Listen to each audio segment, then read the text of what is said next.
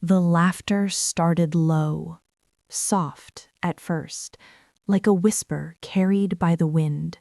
Then it grew, louder, sharper, until it swallowed everything around her.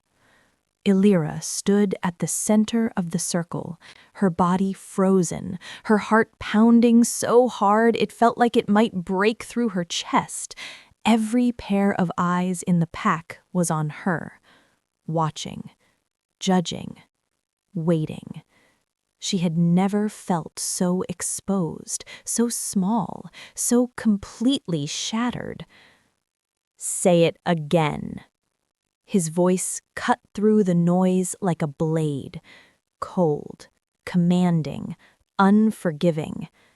Eric, her alpha, her mate, the man she had waited for, believed in, loved in silence for 3 long years.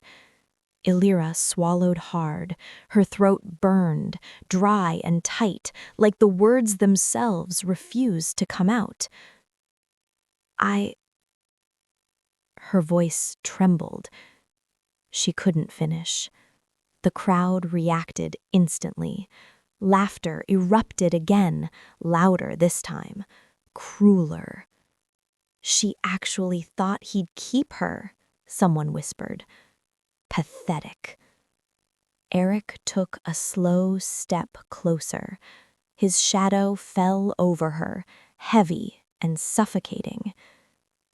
"I said," he repeated, quieter now, more dangerous. "Say it again." Elira forced herself to look up, and the moment she met his eyes, something inside her broke. There was nothing there. No warmth, no hesitation, no trace of the man she thought she knew. Only decision, only rejection. Her wolf recoiled inside her, not in fear, but in pain. "You want to break the bond," she whispered. The words tasted like ash. Eric smirked, a small, almost bored smile. "Finally," he said. "Was that so difficult?" More laughter. More whispers. Elira's hands trembled at her sides. "Why?" she asked, barely able to breathe. She had to ask. She needed to hear it, needed the truth to hurt enough so she could stop hoping. Eric tilted his head slightly, as if she had asked something insignificant. "Because I can." The words landed like a blow, but he wasn't done. "And because I deserve better." Better. The word echoed inside her chest. Not enough. Never enough. Elira felt something crack deep inside her, but she refused to cry. Not here. Not in front of them. "Who?" she asked, her voice steadier now, but empty. Eric didn't hesitate. He turned, extending his hand toward the crowd. A woman stepped forward. Beautiful. Perfect posture. Confident. Smiling. "Lena," Eric said. The name hit Elira harder than anything else. She had known. Deep down, she had always known. But seeing it, hearing it, was something else entirely. Lena moved to his side, and Eric wrapped an arm around her waist without hesitation, like she belonged there, like she always had, like Elira had never existed. "She's stronger," he said. "She's worthy of an alpha." Silence followed, worse than the laughter, because now people nodded. They agreed. Elira stood still, unable to breathe, unable to think, only feeling. And all she felt was pain. Kneel. The command snapped through the air. Elira blinked. What? Eric's expression hardened. If you want the bond properly broken, you kneel. A sharp gasp rippled through the crowd. This wasn't just rejection. This was humiliation. Public, deliberate, cruel. Elira felt her pride rise, fighting against the crushing weight of her pain. But her wolf was silent, wounded, withdrawn, and she was alone. Slowly, painfully slowly, she sank to her knees. The stone beneath her was cold, unforgiving, real. She had never felt so low, so broken, so nothing. Eric stepped closer. Say it. Elira closed her eyes for a brief moment, then opened them again. Empty. I release the bond.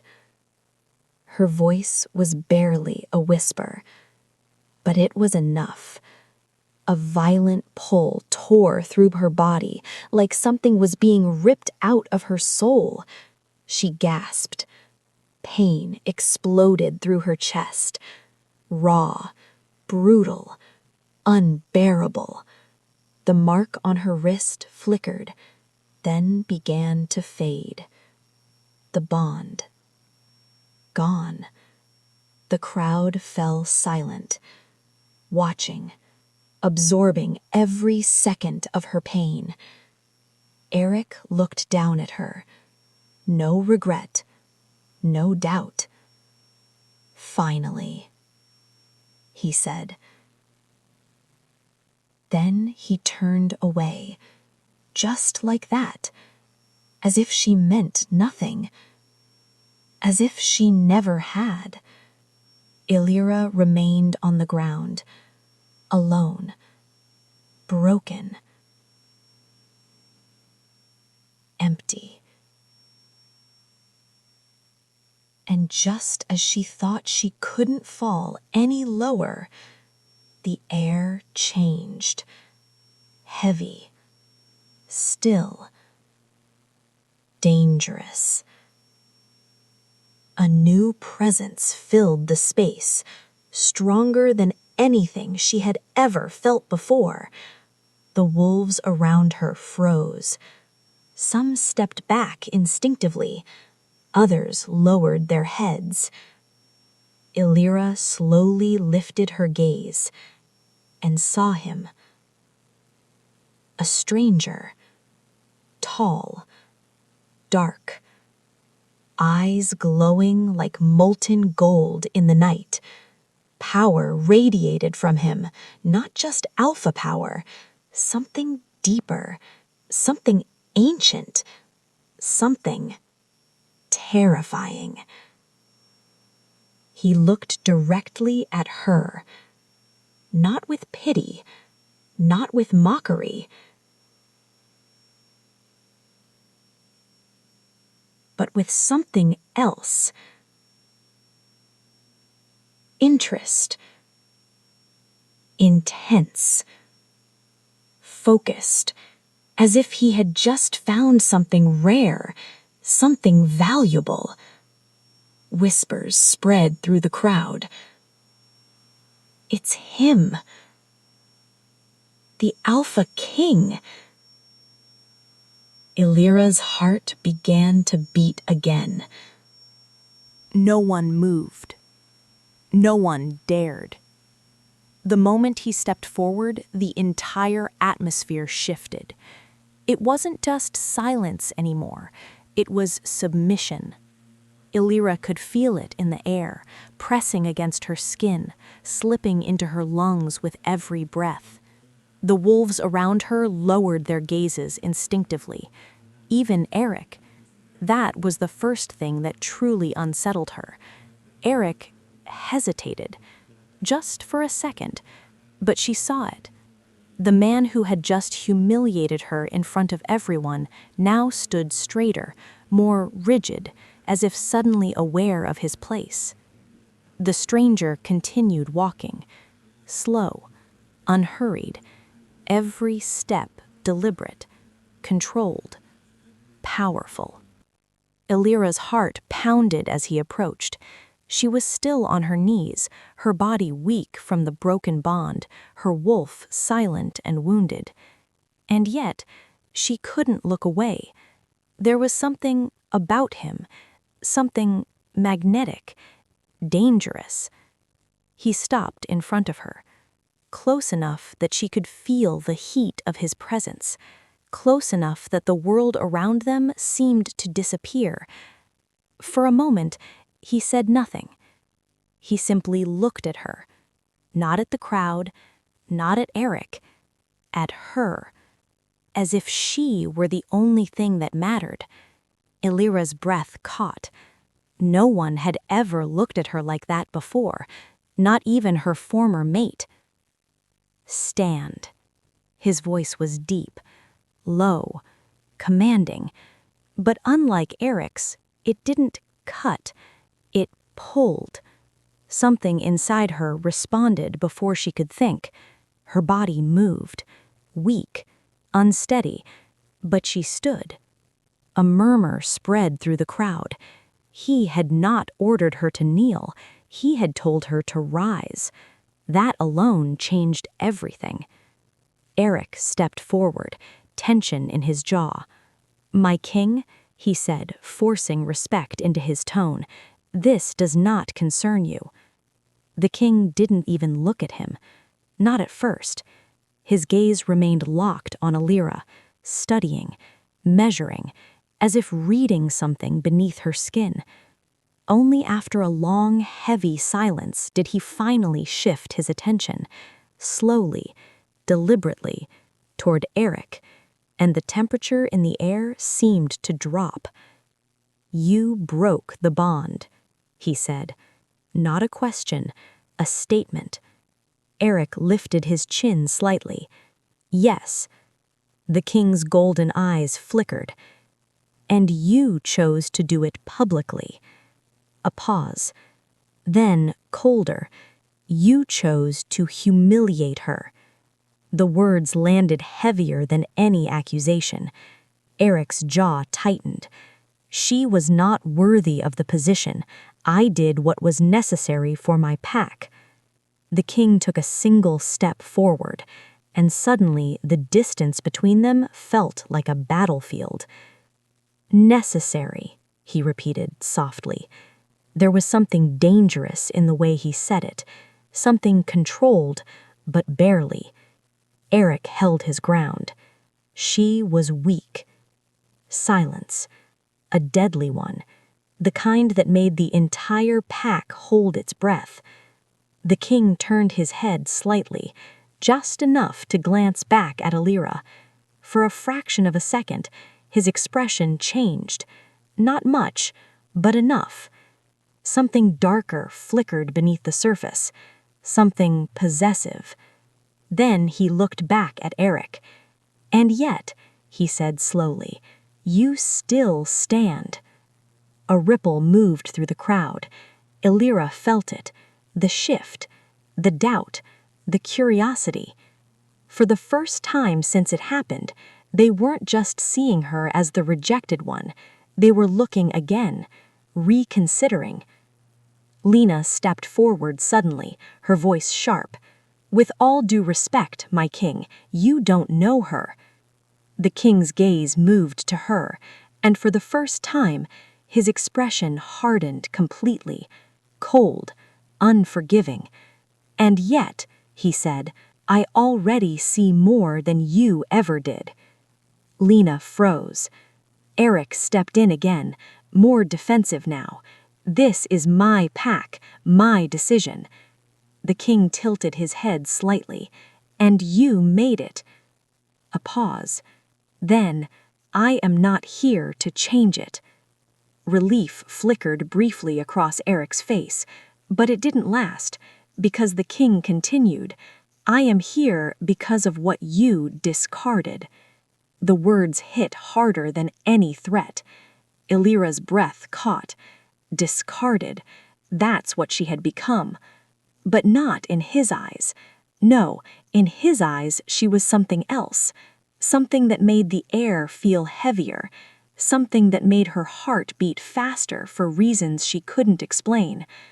The king turned back to her, fully now, ignoring everyone else, the entire pack, the tension, the politics, everything. You feel it, don't you? His voice softened slightly. Not weak, but focused, intimate. Elira frowned, confused. Feel what? He stepped closer, close enough that she had to tilt her head up to meet his gaze. This is not the end of your story. Her breath trembled. His eyes glowed faintly. And it was never meant to be. Something stirred inside her, deep, primal.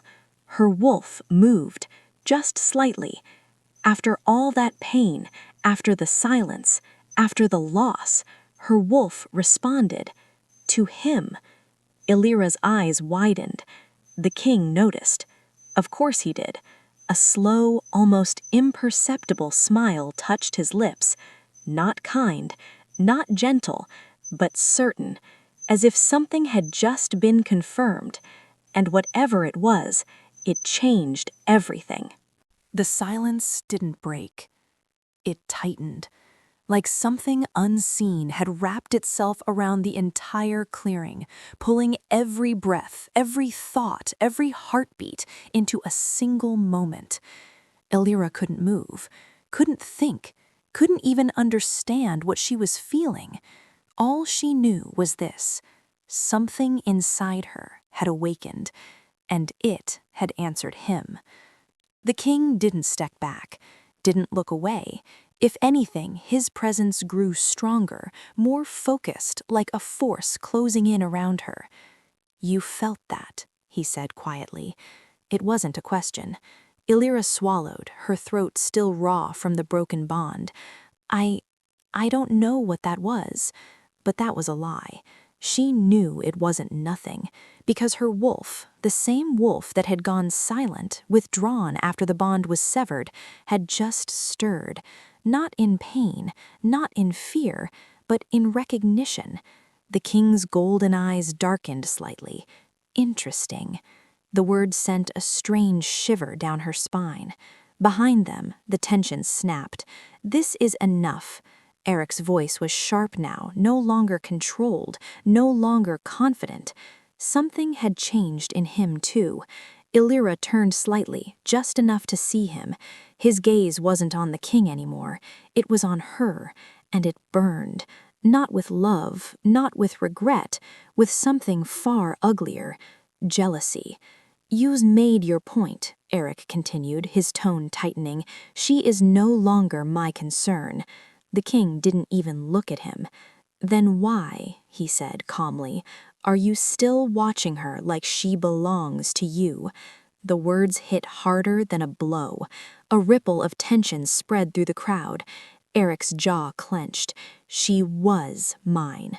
The emphasis on was didn't go unnoticed.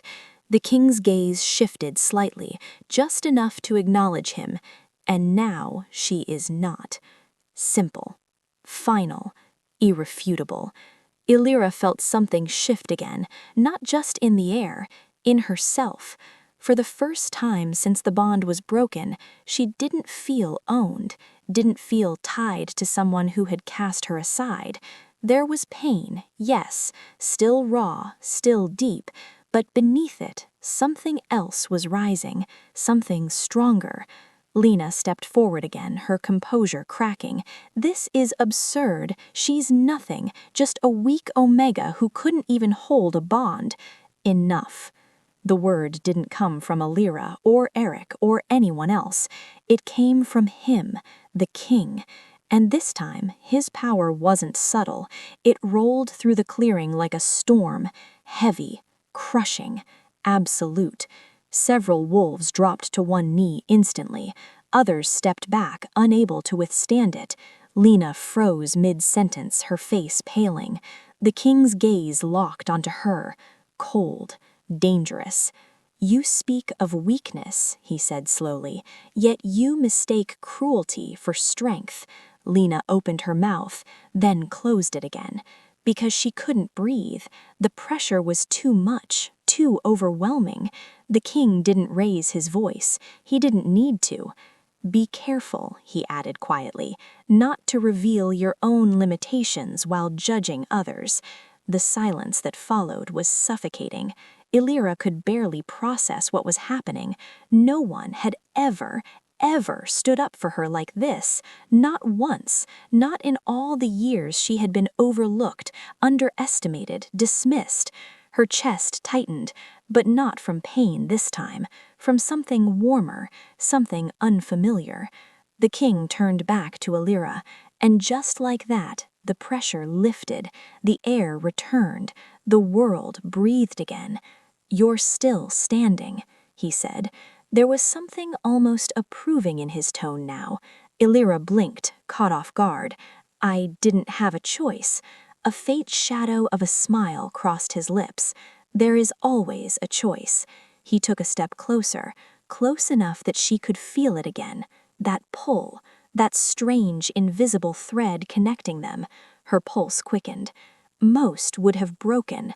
His gaze dropped slightly, to her wrist, where the faded mark of her old bond had nearly disappeared. Then, lower, to the side of her neck. Elira felt it before she understood it. A warmth, faint at first, then stronger. Her breath hitched. What? The sensation spread slowly beneath her skin. Not painful, not like before. This was different, deeper, alive. The king's expression changed, subtly, but unmistakably. There it was again, that certainty, that recognition. "Fascinating," he murmured. Elira's hand instinctively rose to her neck. Her fingers brushed the skin, and she gasped. Heat pulsed beneath her touch, like something was forming. No, not forming, awakening. Eric saw it. Of course he did.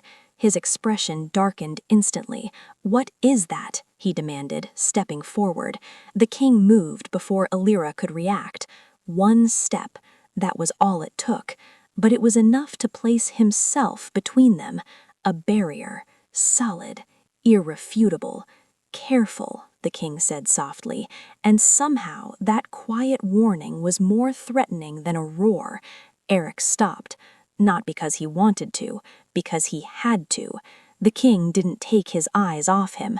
"Whatever this is," Eric said, forcing control back into his voice, "it has nothing to do with you." The king tilted his head slightly. "You are mistaken." A pause. Then everything changed. "Everything about her," he said, voice low and absolute, "now concerns me." A sharp intake of breath moved through the crowd. Elira's heart slammed against her chest. Her fingers still pressed against her neck, against the growing warmth beneath her skin. The king slowly turned back to Elira. His gaze softened, just slightly, but enough for her to feel it, enough for her to understand. This wasn't random, this wasn't coincidence, and whatever was happening was only just beginning. Elira's fingers trembled against her neck. The heat was no longer subtle. It pulsed, alive, spreading beneath her skin like a slow burning flame. Her breath came faster, uneven, her body unsure whether to pull away or surrender to whatever was happening. This isn't possible," she whispered. But even as she said it, she felt it growing stronger. The king didn't move, didn't interrupt. He simply watched her, intently. like a predator who had just realized what stood before him wasn't prey, but something rare, something meant. The air thickened again, but this time it wasn't just his power, it was something deeper, something older, something neither of them fully controlled. Elira gasped softly. The heat surged suddenly, sharper now, more focused, and then pain. She winced, her hand pressing harder against her neck. Not the same kind of pain as before, not the tearing, empty agony of losing a bond. This was different. This burned, but it didn't take. It gave. "What's happening to me?" she breathed. The king stepped closer, slowly, carefully, as if approaching something fragile or dangerous. "Your body is responding," he said quietly. "To what?" she asked, her voice trembling. His eyes locked onto hers. "To me." The words should have frightened her. They should have sent her running, but they didn't, because something inside her, something deep, instinctive, recognized the truth in them. Behind them, Eric snapped. "No." The word came out like a growl, sharp, possessive. "Wrong." "This is some kind of trick," he continued, stepping forward again. "You're manipulating her." The king didn't even turn, but the temperature in the air dropped instantly. "You broke your claim," he said calmly. "You do not get to question what follows." Eric's hands curled into fists. She was mine. The king finally moved. He turned his head just enough to look at him, and this time there was no restraint in his gaze. Only dominance. Only warning. "And you chose to discard her." A pause. Then, colder. "That was your final decision." Silence crushed the space between them. Elira barely heard it because the heat at her neck surged again, stronger than before. Her knees nearly gave out. A soft gasp escaped her lips, and before she could stop herself, she leaned forward, into him. The moment her body touched his, everything exploded. Power, heat, connection. It hit her all at once, overwhelming and consuming. Her breath caught sharply as her hands instinctively grabbed onto his coat, grounding herself. The king's body went rigid. For a fraction of a second, just a fraction, he lost control. His power surged outward violently. A shockwave rippled through the clearing. Several wolves stumbled back. Some dropped instantly. Even Eric took a step back this time. Elira froze. Her eyes widened. She felt it. All of it. His strength, his dominance, his control, and the moment it nearly slipped. The king's hand moved, fast, gripping her waist, holding her steady, holding her close, too close. His breath brushed against her temple, warm, dangerous. "Careful," he murmured, voice rougher now, different. "Do you have any idea what you're doing to me?" Elira's heart raced wildly. I wasn't." She couldn't even form a sentence because her body was still reacting, still responding, still drawn to him in a way that made no sense and yet felt inevitable. His grip tightened slightly, not enough to hurt, but enough to make one thing clear. He wasn't letting go. Not anymore. Eric saw it, and this time he lost control. "Get your hands off her." The growl was raw, explosive. He stepped forward again, fury written across every inch of his face. "That bond is unnatural." He didn't finish, because the king moved. Not fast, not rushed, but decisive. He turned fully, placing himself between Elira and Eric, shielding her, claiming space, claiming ground. "Take one more step," the king said quietly, "and you will regret it." Eric stopped, but barely. "You think you can just take what was mine?" The king's expression darkened. Something ancient flickered beneath the surface. I do not take what is yours. A pause, then, colder, I claim what was never meant to be yours in the first place. The words struck like thunder. The crowd reacted instantly. Whispers, shock, disbelief. Elira's breath trembled.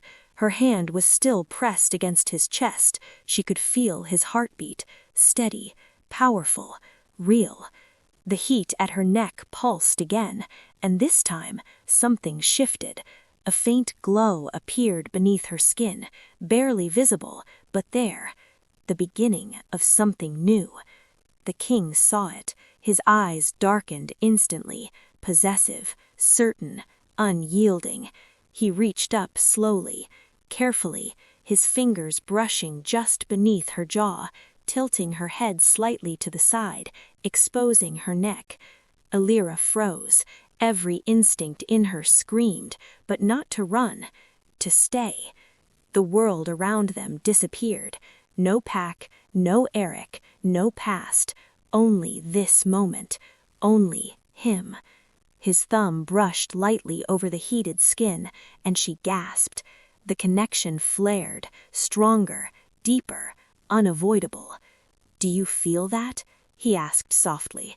Elira's voice barely came out. "Yes."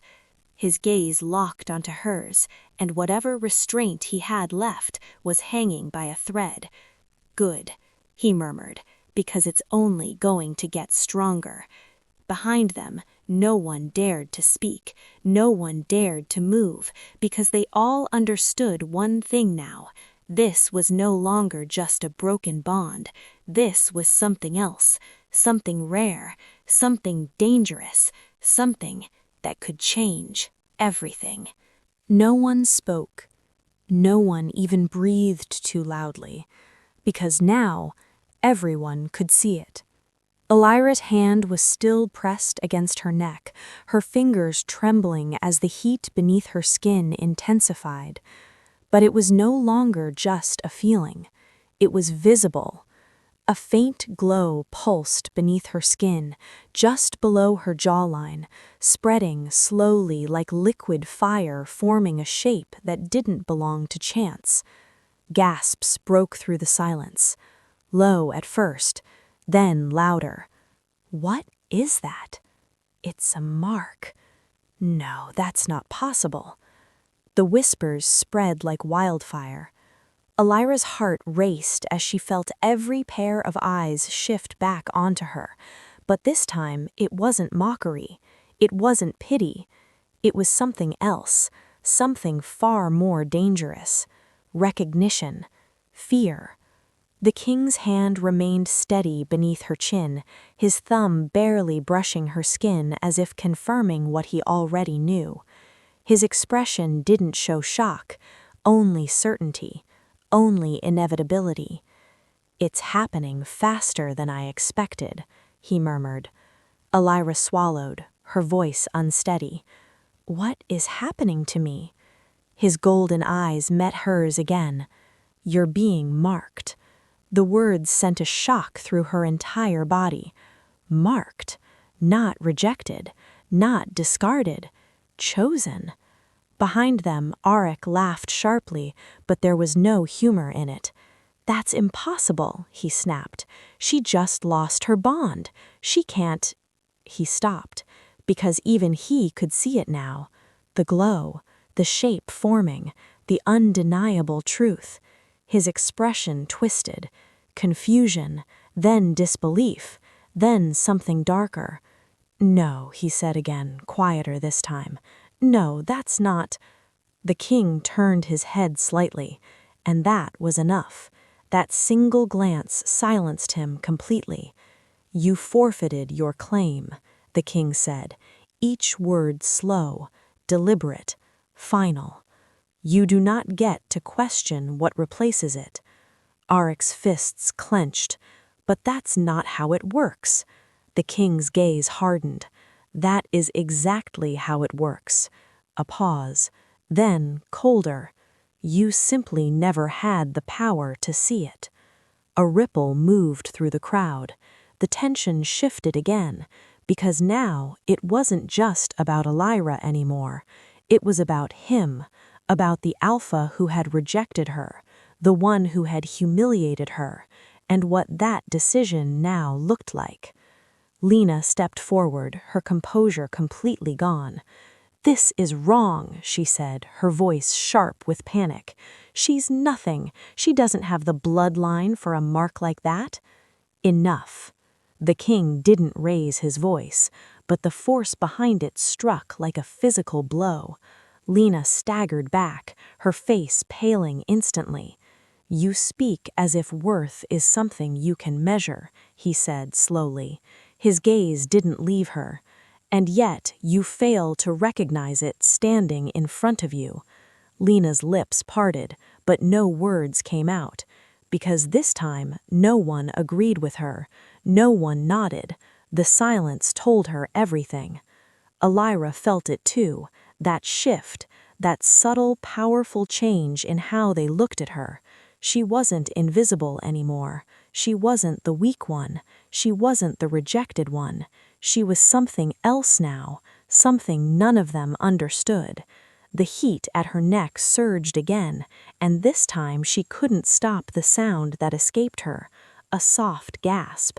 Her knees nearly gave out, but the king's grip on her tightened instantly, holding her steady, holding her upright, not letting her fall. His hand moved from beneath her chin to her waist again, firm and grounding. "You're still adjusting," he said quietly. His voice was lower now, closer, more controlled, but not by much. Elira looked up at him, her breathing uneven. "Why does it feel like this?" His gaze softened just slightly. "Because your body recognizes something your mind hasn't accepted yet." Her heart pounded harder. "And what is that?" A pause, a dangerous one. Then, "me." The word sent a shiver through her entire body. Behind them, the crowd reacted again. The tension broke into whispers, louder now, more urgent. Is he really? Is the king actually? He wouldn't, but he did. The king turned slowly, deliberately, facing the entire pack, still holding her, still not letting go. And when he spoke this time, his voice carried, across the clearing, across every wolf present. "Look carefully," he said. The murmurs died instantly. "Because you are witnessing something rare." His hand tightened slightly at her waist, a silent statement, a visible one. "This mark does not appear by chance." A pause. Then, "It appears by right." Elira's breath caught. The weight of his words settled over the crowd, heavy, unavoidable. Arik stepped forward again, his control completely slipping now. "You don't get to decide that," he snapped. "She was mine first." The king moved faster this time, a blur. One step, and suddenly he was right in front of Arik. The air cracked with the force of it. "You had your chance," he said, his voice dropping into something far more dangerous, far more primal. "You chose to break it." Arik froze. For the first time, not out of respect, out of fear. The king leaned slightly closer, not enough to touch, but enough to make the message clear. "You do not get a second claim." Silence, complete, total. Then, slowly, the king stepped back, returning to Elira's side, to her, where he had chosen to stand, where he intended to remain. Elira's chest rose and fell rapidly. Her mind struggled to keep up with everything happening around her. But one thing was clear now, undeniable, irreversible. The mark on her neck pulsed again, brighter this time, stronger, and every wolf present could see it. No longer faint, no longer uncertain. It was real, and it was his. The king looked down at her once more, his expression unreadable, but his grip firm, certain, possessive. "This is only the beginning," he said quietly, and somehow that promise felt more powerful than anything else that happened that night. The mark pulsed, stronger now, brighter, undeniable. Elira could feel it with every breath, every heartbeat, a steady, burning reminder that something inside her had changed, and there was no going back. The clearing remained silent. No one dared to speak. No one dared to challenge what had just happened, because now it wasn't just visible, it was real. The king looked down at her for a long moment, studying her, not as something fragile, not as something broken, but as something newly awakened, something that had yet to understand its own power.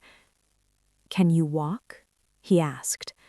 His voice was quieter now, controlled, but still filled with authority.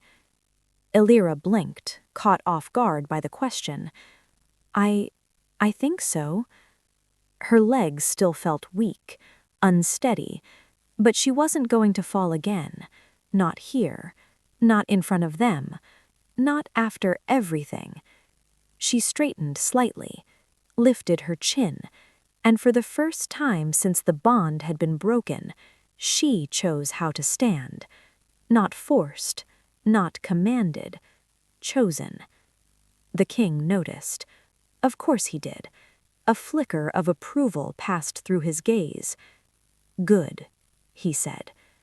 Then, without hesitation, he turned, as if the decision had already been made, as if nothing else needed to be discussed, as if she was already leaving with him.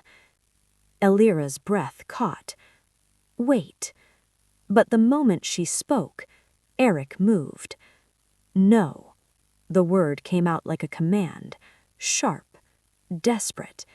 He stepped forward, placing himself directly in their path. "You're not taking her." The tension snapped instantly. Every wolf felt it, the shift, the line being crossed. The king didn't stop walking at first, didn't even acknowledge him, until he did. Slowly, he turned his head, golden eyes locking onto Eric with something far more dangerous than anger: finality. "You do not decide that." Eric's chest rose and fell heavily. "She's still part of my pack." "No," he replied calmly. "She isn't." The words hit harder than any blow. Eric's control cracked completely. "You don't get to walk in here and take what you want." This time, the king stopped. Fully. He turned, and the air changed again. He stepped forward, not rushed, not aggressive, but inevitable. "You are mistaken," he said, each word deliberate. "I do not take." A pause. Then, colder. "I claim." The weight of it crushed the space between them. Eric didn't move, but he didn't step aside either. "She doesn't belong to you." The king's gaze flickered, just briefly, then hardened. "She does now." The silence that followed was suffocating, because this wasn't a debate anymore. This wasn't a disagreement. This was dominance, authority, law. Elira stood frozen behind him, her heart racing. No one had ever spoken about her like that before, with certainty, with power, with intention. Eric shook his head, taking another step forward. "You think a mark makes her yours?" The king didn't hesitate. "Yes." The simplicity of the answer stunned everyone, even Elira. Eric let out a bitter laugh. "That's not how it works." The king tilted his head slightly, then took one final step forward, closing the distance completely. "That is exactly how it works," he said quietly. Then, everything changed. The king released his power, not fully, not wildly, but precisely, targeted, controlled. It hit Eric directly, a crushing force that forced him back one step, then another. His knees bent slightly under the pressure, his breath faltered, and for the first time, the alpha who had humiliated Elira looked small. The crowd saw it, felt it, understood it, a shift in hierarchy, clear, undeniable. The king leaned in slightly, his voice dropping low enough that only Eric and those closest could hear. You already lost her. A pause. Then, colder. You just didn't realize it yet. Eric's jaw clenched, but he didn't move again. He couldn't. The king stepped back. The pressure vanished, but the damage remained. Without another word, he turned. And this time, he didn't stop. Elira hesitated for only 1 second. Just one. She looked back, at the pack, at the place she had once called home, at the man who had broken her, and for the first time, she didn't feel pulled toward it, didn't feel tied, didn't feel like she belonged there anymore.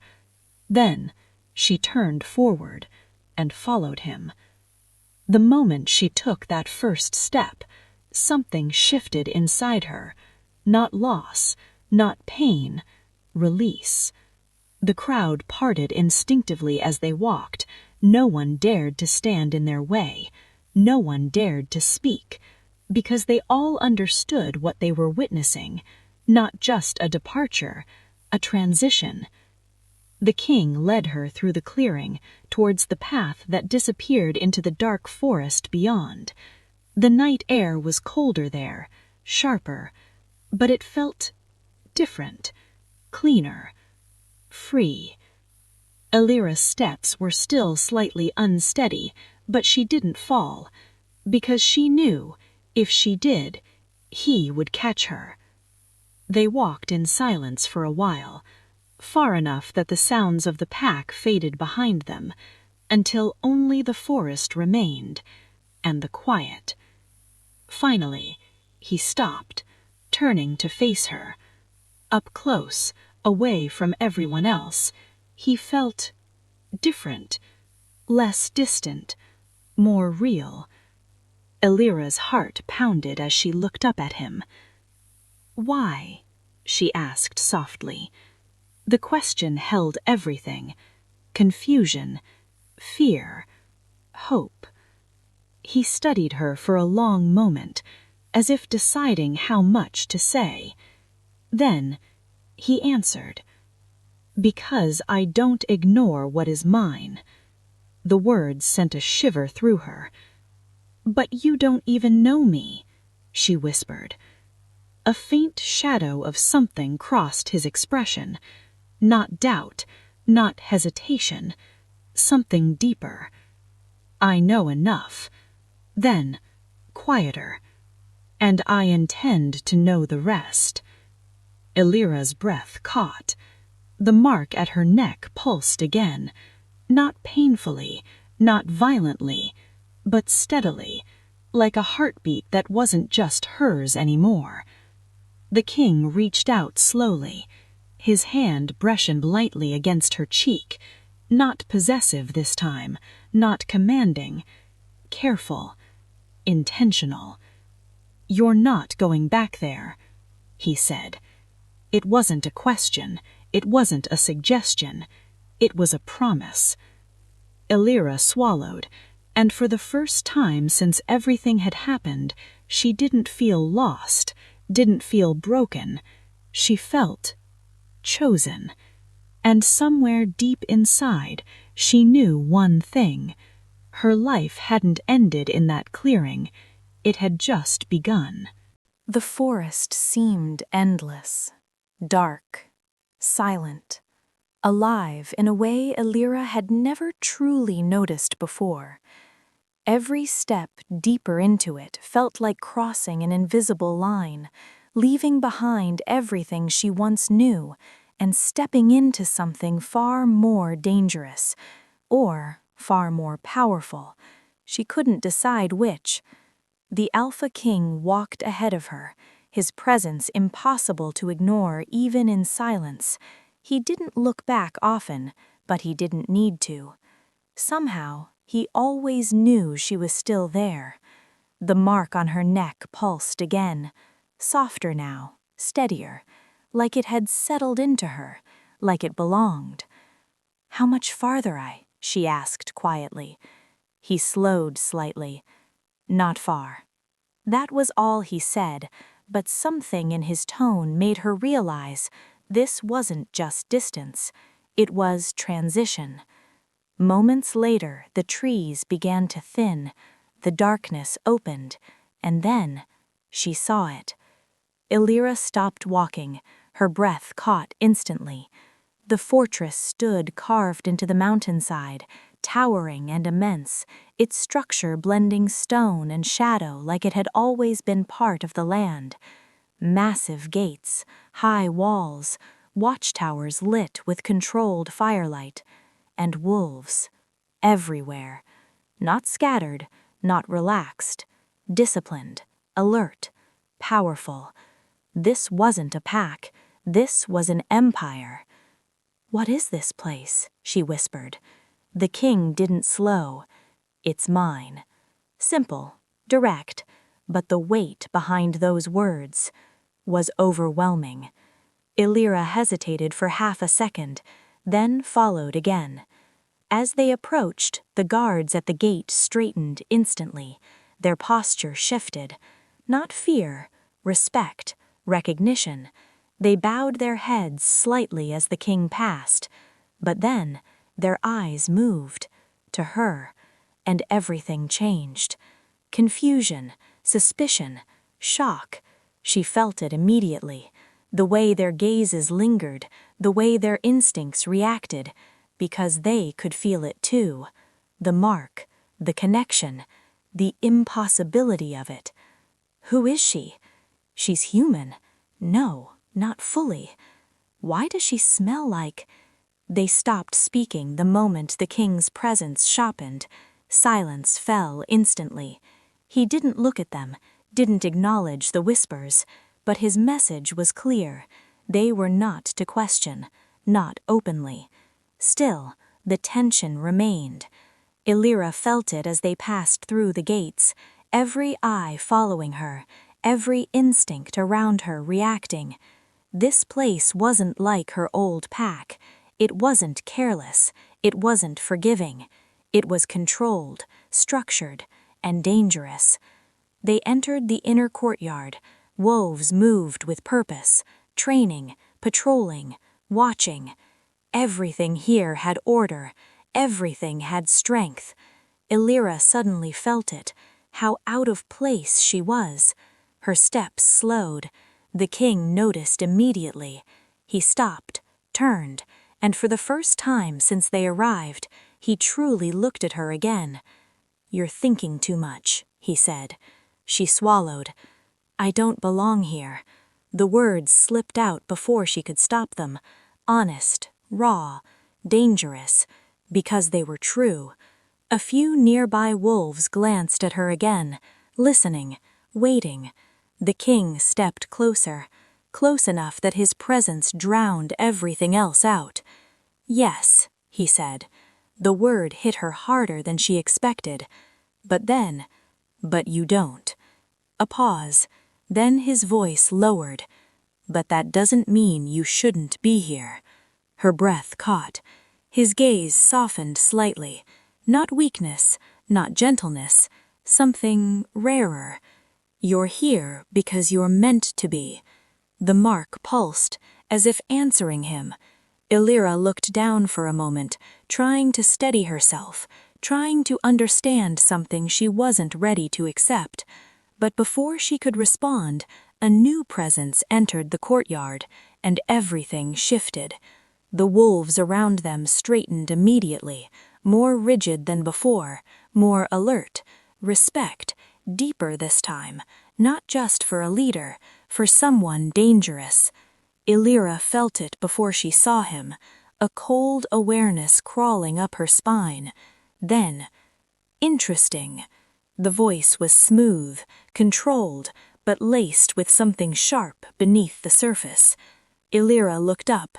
A man stood at the edge of the courtyard, watching her. Tall, composed. His presence wasn't loud like the king's. It was quieter, sharper, like a blade instead of a storm. His eyes moved slowly over her, analyzing, calculating, unsettling. You bring a stranger into the fortress, and not just any stranger. His eyes dropped briefly to her neck. The mark. It flickered faintly in response. His expression changed instantly. Not surprise, recognition, then interest. That's unexpected. The king didn't turn fully towards him, but the air shifted again, colder, more controlled. Watch your tone. The warning was quiet, but absolute. The man smiled slightly, not mocking, not respectful, measured. I'm not questioning you, he said calmly. A pause. Then, I'm questioning her. Elira's chest tightened. Every instinct in her told her one thing. This man was dangerous. Not in the same way as the king, not direct, not overwhelming, but precise, strategic, and far less predictable. The king stepped slightly in front of her, shielding her again. A silent movement, but deliberate. You don't question what I bring here. The man tilted his head, still calm, still watching. And yet, he said softly, she stands in a place where only the strongest survive. His eyes returned to Elira, piercing, assessing. Do you think she will? The courtyard went silent again, waiting, watching, judging. Elira's heart pounded in her chest. Fear rose, sharp, immediate, but something else rose with it, something stronger. She lifted her chin just slightly, enough to meet his gaze. I didn't survive by accident. Her voice wasn't loud, but it didn't shake. The man's eyebrow lifted slightly, genuine interest now. The king didn't move, but she felt it. Approval, subtle but real. A faint smile touched the corner of the man's lips. Good, he said. Then, we'll see how long that lasts. He turned, walking without another word, but the tension he left behind remained. Elira exhaled slowly, her body still tense, still adjusting, still trying to understand the world she had just stepped into. The king turned back to her, his expression unreadable again. That, he said, is why you'll need to learn quickly. Her eyes met his. And if I don't? A pause. Then his voice lowered. Lower, more dangerous. Then this place will break you. The mark pulsed again, stronger, warmer, as if refusing that possibility. Elira swallowed, because deep down she knew one thing now. This wasn't just a new beginning. This was a test, and failing it was not an option. The fortress didn't sleep. Even in the deepest hours of the night there was movement. Guards rotating, wolves training, shadows shifting along the stone walls like silent warnings. And Elira, she couldn't rest. The room they had given her was larger than anything she had ever known. Stone walls, tall windows, heavy curtains that barely moved with the night wind. Everything about it felt permanent. And that was the problem. She stood near the window, arms wrapped around herself, staring out into the dark courtyard below. The mark on her neck pulsed softly, no longer violent, but constant, like a second heartbeat, a reminder of him, of everything that had changed. You should be sleeping, The voice came from behind her, low, familiar, immediate. Her breath caught slightly before she turned. The king stood near the door. He hadn't knocked. Of course he hadn't. "You don't sleep either," she said quietly. He stepped closer, slow, measured. "I don't need to." A pause. Then, softer, "You do." Elira looked back toward the window. "I don't know how." The honesty surprised even her. Silence stretched between them for a moment. Then, "I do." Her heart skipped. Before she could react, he moved, closing the distance between them, not rushed, not forceful, but certain. His presence filled the space around her instantly. Too close, too real, too grounding. "Your mind is still back there," he said quietly, his voice near her now, closer than before. "It needs to catch up." She swallowed. "And how do I do that?" Another step. Now he stood directly behind her, close enough that she could feel the heat of him without even touching. "You stop running from it." Her breath hitched. "I'm not running." His voice dropped. "Yes, you are." The words weren't harsh, but they were undeniable. Before she could respond, the mark flared, suddenly, violently. Elira gasped, her hand flying to her neck. Pain shot through her, sharp, blinding. "What?" She barely got the word out before something else hit. A presence. Wrong, intrusive, hostile. The king reacted instantly. His entire body tensed. Then, power exploded outward. The door behind them slammed open with force. Two figures rushed in, fast, silent, deadly. Assassins. Elira didn't even have time to react. One of them lunged straight toward her, but they never reached her. The king moved, faster than anything she had ever seen. A blur, a force, a storm unleashed. He intercepted the attacker mid-motion, slamming him into the stone wall with a crack that echoed through the room. The second attacker shifted direction instantly, aiming for Elira again. But this time, she moved. Instinct, pure, unfiltered. She stepped back, dodging the strike by inches. Her heart pounded wildly. The mark burned, guiding her, warning her.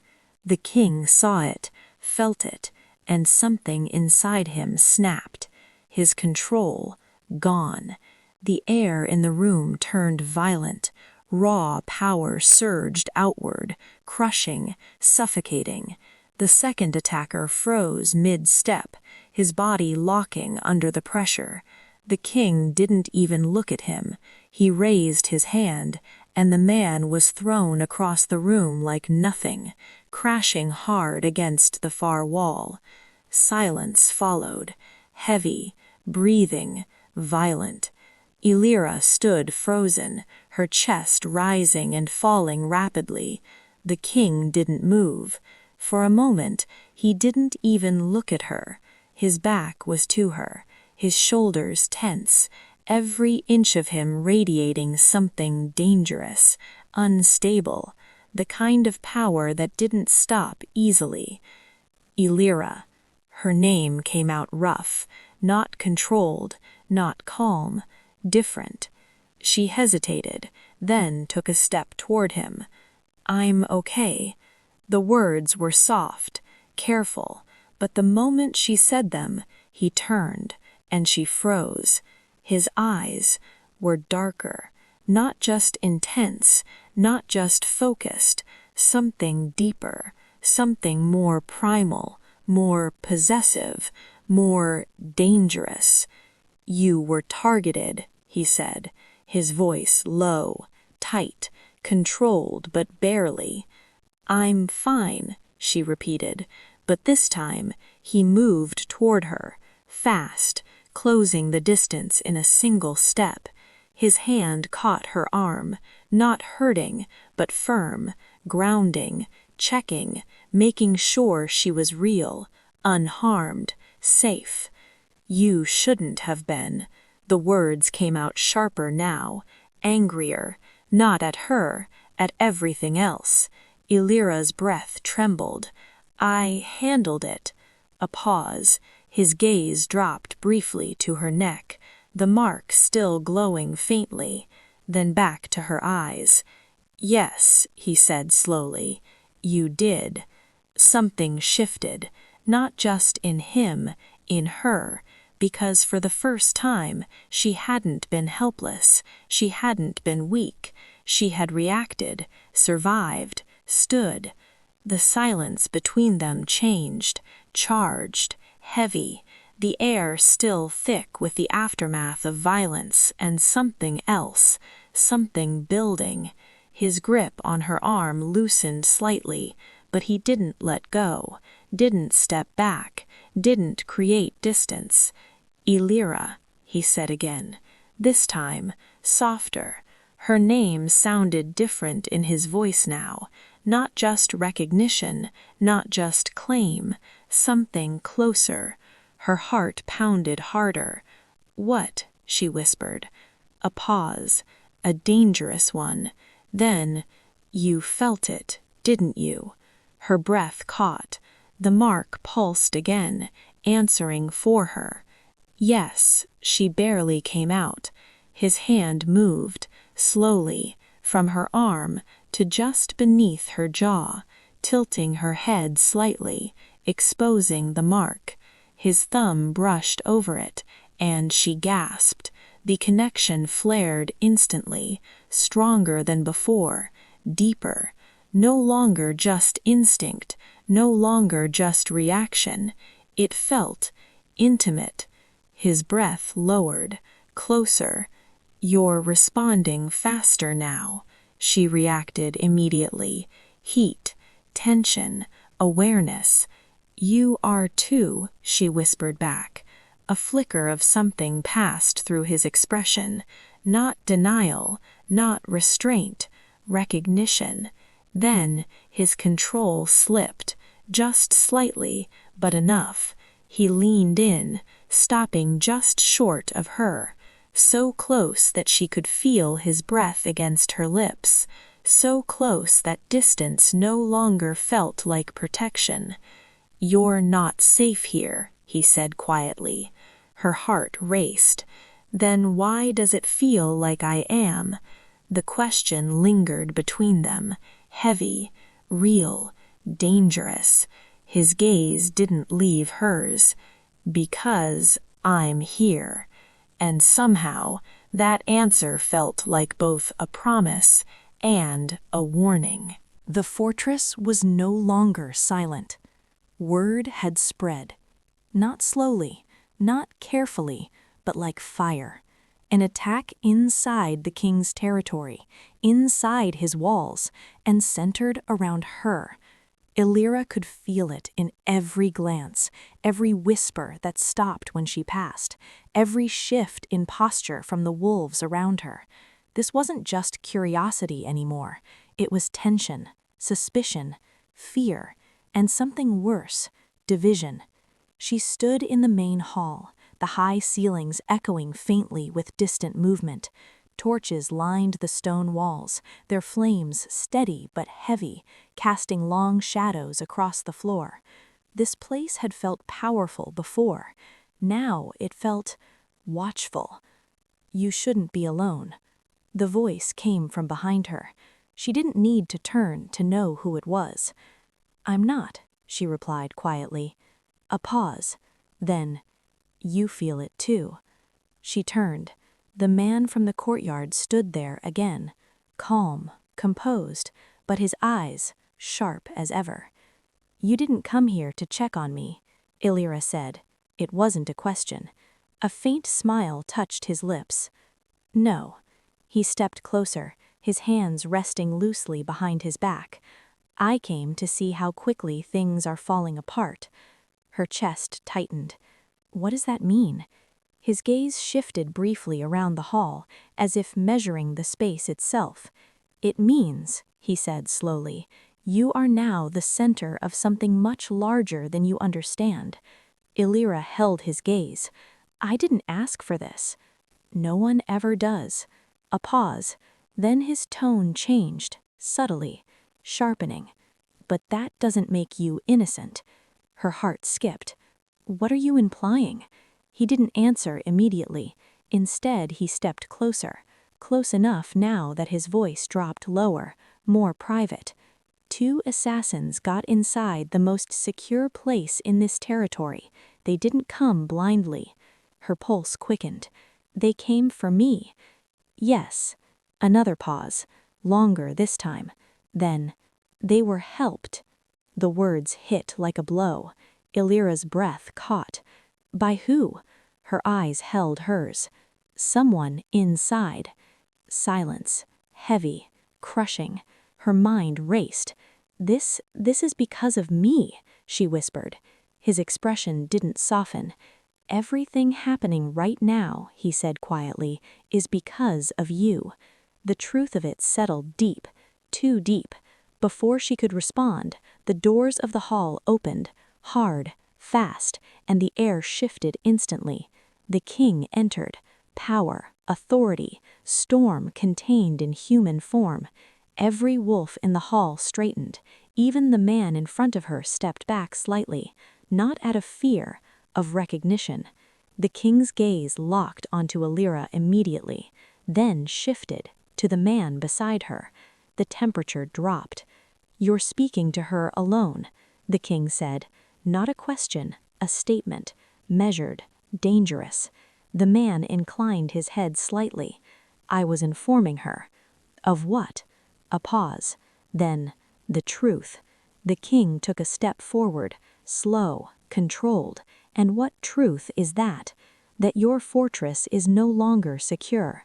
Silence fell instantly. The tension snapped into something sharper, more dangerous. The king didn't react outwardly, but Elira felt it, the shift in him, the tightening control, the calculation. "Say what you mean." The man didn't hesitate. "There is a traitor among us." The words echoed through the hall. Low murmurs spread instantly. Unrest, uncertainty, fear. The king's gaze didn't move. "Do you have proof?" "Not yet." A pause. "But I will." Another pause. Then, "And when I do, it will lead back to her." Everything stopped. Elira's breath caught. The room turned. All eyes on her again. But this time, not curiosity, accusation. The king's presence shifted instantly. Dark, cold, final. "No." The single word cut through everything. The man didn't back down. "You brought her here. The attacks began after that. The mark." He said no. The king's voice dropped lower, more dangerous, more final. "You will not speak against her without proof." The hall went silent again. The man studied him for a long moment, then nodded once. "Very well." A pause. "But understand this." His eyes shifted briefly to Elira, then back to the king. "If she is the cause of this, you won't be able to protect her from what follows." The threat wasn't direct, but it didn't need to be. The king stepped forward, closing the distance. "You're right," he said. A pause. Then, his voice turned colder than anything she had heard before. "I won't protect her." The room froze. Elira's heart dropped, until he finished. "I will stand with her." Silence. Absolute. Complete. And then he moved. Not toward the man. Toward her. He stopped in front of Elira. Close, deliberate, and without hesitation, he reached for her. His hand found hers. Strong, certain, unyielding. The contact sent a shock through her. The mark flared instantly, brighter than ever, visible, undeniable. Gasps filled the hall, because this wasn't instinct anymore. This wasn't reaction. This was choice. Public, clear, irreversible. The king turned slightly, facing the entire hall, still holding her, still not letting go. "Look carefully," he said, his voice carried, commanding, final, "because this is not temporary." His grip tightened just slightly. "She stands with me." A pause, then, "and anyone who stands against her." The air thickened, power rising, dominance pressing down on every wolf present. "Stands against me." No one spoke, no one moved, because they all understood. This wasn't just protection. This wasn't just interest. This was claim, authority, decision. Elira's heart pounded wildly, her hand still in his, her body still reacting to the mark, to him, to everything. But this time, she didn't pull away, she didn't hesitate. She stood, with him, and for the first time, the fear didn't feel like weakness. It felt like the edge of something powerful, something unstoppable. The fortress felt different. Not quieter, not calmer, but charged, like something inevitable was about to break. Elira could feel it in the air, in the way the wolves moved, tense, alert, waiting, in the way the mark on her neck pulsed, stronger than ever, like it knew, like it was preparing. "You shouldn't be here alone." She turned at the voice, but this time it wasn't him. The man from before stood in the doorway again, calm, controlled, but something had changed, something sharper, final. "I thought you said you'd bring proof," Elira said, her voice steady despite the tension rising in her chest. A faint smile touched his lips. "I did." Her breath slowed. "Then say it." He stepped inside. The door closed behind him with a quiet, deliberate click. "You," he said. Silence. Heavy. Unmoving. Elira didn't react immediately, didn't step back, didn't break eye contact. "You're wrong." "Am I?" His gaze dropped briefly to her neck. The mark flickered in response. "You arrive, and suddenly the fortress is breached. The king loses control. The balance shifts." A pause. Then, "You are the disruption." Elira's heart pounded. "That doesn't make me the traitor." "No," he agreed softly, "it makes you the opportunity." Something in his tone shifted, and that was when she understood. "You're not accusing me," she said slowly. "You're using me." The smile widened, just slightly. "Now you see it." Before she could react, he moved. Fast, not like the king, not overwhelming, but precise, calculated. His hand shot forward, grabbing her arm hard enough to pull her off balance. Elira gasped, instinct kicking in as she twisted, trying to break free. The mark flared violently. Pain surged through her, but so did strength.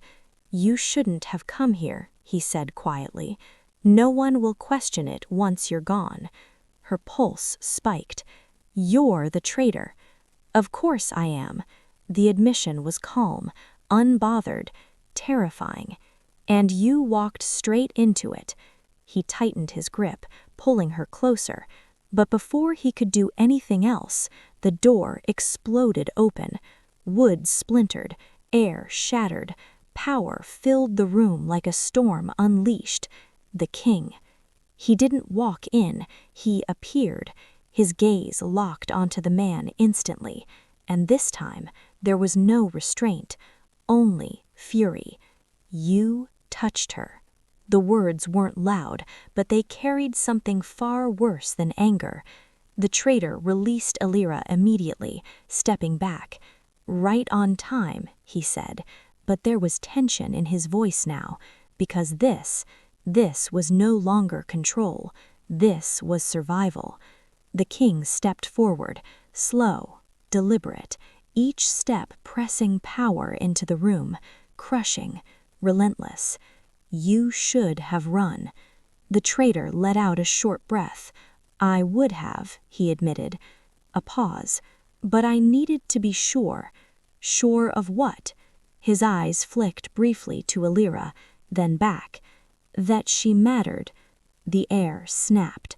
The king moved. Too fast to follow. He crossed the room in an instant, grabbing the traitor by the throat and slamming him into the wall with bone-crushing force. The impact echoed.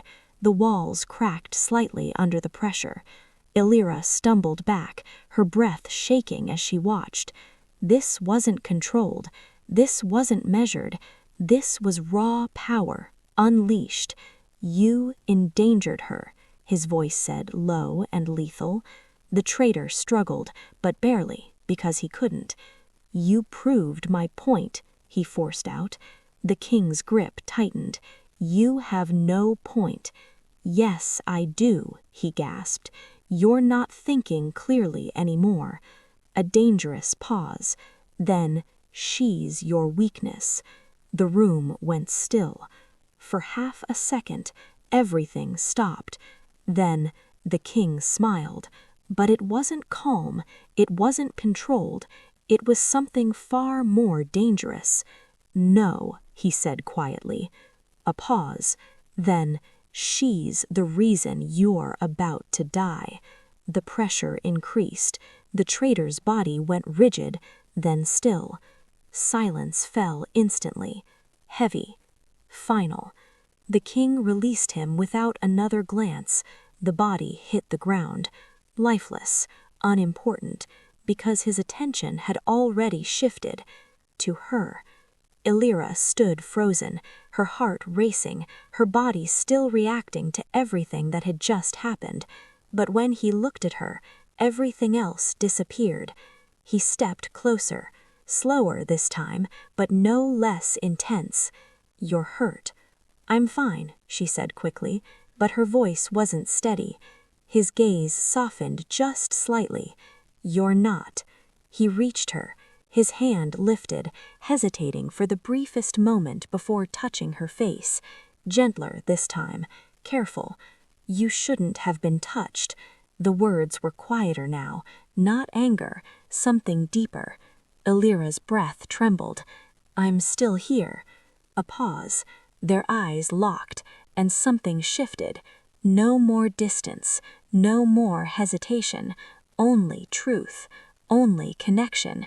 The mark flared brighter than ever before, burning, calling, demanding. He felt it too, of course he did. His hand moved to her neck, fingers brushing the mark, and this time neither of them pulled away. Elira. Her name came out lower, closer, different. Yes, her voice barely existed.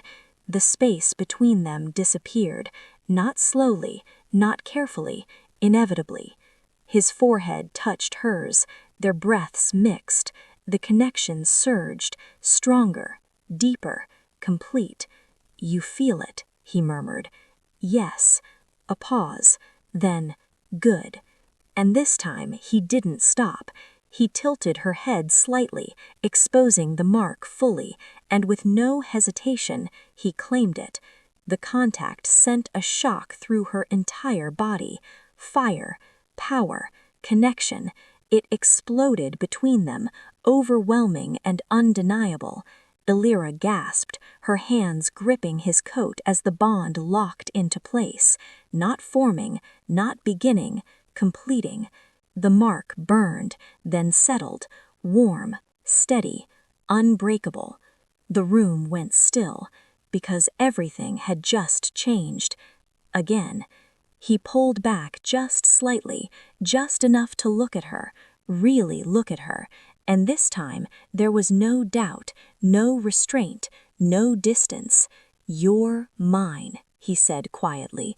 Not possession, not control, truth. Elira's breath steadied slowly, her heart still racing, but no longer uncertain. She met his gaze, and for the first time she didn't hesitate. I know. Silence filled the room again, but this time It wasn't heavy, it wasn't tense, it was complete. Outside, the fortress stood unchanged, strong, unmoving, but inside, everything was different, because now she didn't just belong there, she ruled beside him, and this time no one would ever question it again.